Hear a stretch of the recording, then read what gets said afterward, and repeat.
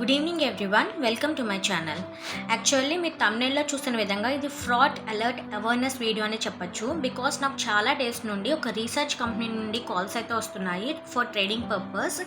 నేను చాలా అవాయిడ్ చేయడానికి ట్రై చేశాను. బట్ వాళ్ళైతే నన్ను ఇన్వెస్ట్ చేయండి, ట్రేడింగ్ నేర్పిస్తాము అండ్ కాల్స్ ఇస్తాము, మీ అకౌంట్స్ హ్యాండ్లింగ్ చేస్తాము, ఇన్వెస్ట్ చేయండి అని చెప్పేసి చాలా ఫోర్స్ చేశారు. సో నాకు ఒక ఐడియా అయితే వచ్చింది. మీ అందరికి ఒక అవేర్నెస్ వీడియో అయితే చేయడానికి నేను వాళ్ళతో అయితే చాట్ చేశాను. సో వాళ్ళు ఫ్రైడే రన్నింగ్ మార్కెట్లో లైవ్ మార్కెట్లో సెన్సెక్స్ 80,500 కాల్ అయితే బై చేయమని సజెస్ట్ చేశారు. మీరు కనుక చూస్తే వాళ్ళు కాల్ ఇచ్చిన టైం 11:49 అనమాట. అప్పటికే ఒక సపోర్ట్ అయితే క్రియేట్ చేసింది 80,340 దగ్గర. సెన్సెక్స్ పుల్ బ్యాక్ అయితే ఇచ్చింది ఫర్ రీటెస్ట్ ఎంట్రీ కోసం పుల్ బ్యాక్ అయితే ఇచ్చింది. బట్ సపోర్ట్ జోన్కి అయితే ఇంకా రీచ్ కాలేదు. ఆఫ్టర్ సపోర్ట్ జోన్కి రీచ్ అయిన తర్వాతే బై కాల్ అయితే యాక్టివేట్ అయింది. బట్ వాళ్ళు 11:49కే కాల్ అయితే ఇచ్చారు. సో ఆ కాల్ అనేది స్టాప్ లాస్ హిట్ అయిందనమాట.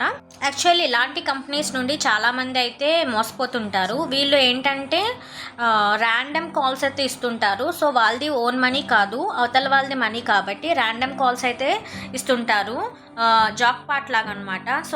సో స్టాక్ మార్కెట్లో ఎప్పుడు కూడా మీరు డిపెండెన్సీ మాత్రం ఉండకూడదు.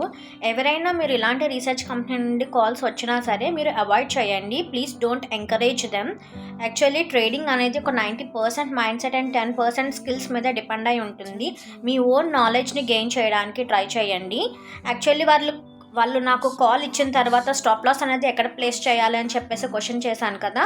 కొంచెం మీకు కనుక నాలెడ్జ్ ఉన్నట్లయితే సపోర్ట్ జోన్కి రీచ్ అవ్వకుండా మీరు కాల్ సైడ్ ఎందుకు బై చేయమన్నారు అని చెప్పేసి కూడా క్వశ్చన్ వేయచ్చు.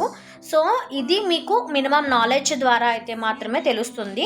ఒక గుడ్ ట్రేడర్ అవ్వాలి అంటే patience, courage, discipline, confidence and consistency అనేది చాలా ఇంపార్టెంట్. ఫస్ట్ మీరు రిస్క్ మేనేజ్మెంట్ అనేది టాలీ చేయగలగాలి. మీరు ఒక ఎంట్రీ తీసుకున్నారు అంటే either it is wrong or right, మీరు స్టాప్ లాస్ అయితే ప్లేస్ చేయడానికి ట్రై చేయాలి.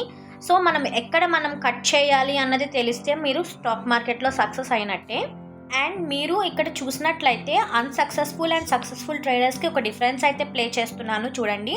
ఒక సక్సెస్ఫుల్ ట్రేడర్ ఎప్పుడు కూడా ఒక ఎఫెక్టివ్ ట్రేడింగ్ ప్లాన్తో ఉంటాడు అండ్ అండర్స్టాండ్ ది రిస్క్. వాళ్ళు ఎంత రిస్క్ అయితే తీసుకోవాలనుకుంటున్నారు, వాళ్ళ స్టాప్ లాస్ ఎంత అని చెప్పేసి ఎంట్రీ తీసుకునేటప్పుడే వాళ్ళు డిసైడ్ చేస్తారనమాట. వాళ్ళ రిస్క్ అనేది లిమిటెడ్లో ఉంటుంది.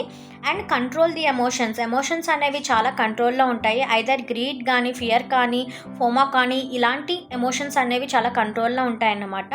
అండ్ మినిమల్ ప్రాఫిట్స్ అయితే లాకిన్ చేయడానికి ట్రైలింగ్ చేస్తారు ఇఫ్ ట్రెండీ మార్కెట్. అదర్వైజ్ ఒక మినిమం ప్రాఫిట్ అయితే లాకిన్ చేయడానికి ట్రై చేస్తారనమాట. బట్ అన్సక్సెస్ఫుల్ ట్రేడర్కి ఒక స్ట్రాటజీ అనేది ఉండదు అండ్ ఓవర్ ట్రేడ్ చేస్తుంటారు, మార్జిన్స్ తీసుకుంటుంటారు అండ్ ఓపెన్ పొజిషన్స్ ఉన్నప్పుడు హోల్డ్ చేస్తుంటారు, ఒక ఎమోషనల్గా ఉంటూ ఉంటారన్నమాట. సో మీరైతే సక్సెస్ఫుల్ ట్రేడర్ అవ్వాలి అనుకుంటే డిసిప్లైన్గా ఉండాలి అండ్ డిపెండెన్సీ అనేది ఉండకూడదు అన్నమాట. హోప్ ఈ వీడియో మీకు నచ్చింది అనుకుంటున్నాను, అలాగే హెల్ప్ఫుల్ అయ్యింది అనుకుంటున్నాను. That's all for today's video. మీకు కనుక నా వీడియో నచ్చినట్లయితే please like, share, comment and subscribe my YouTube channel RL Trades. Thank you.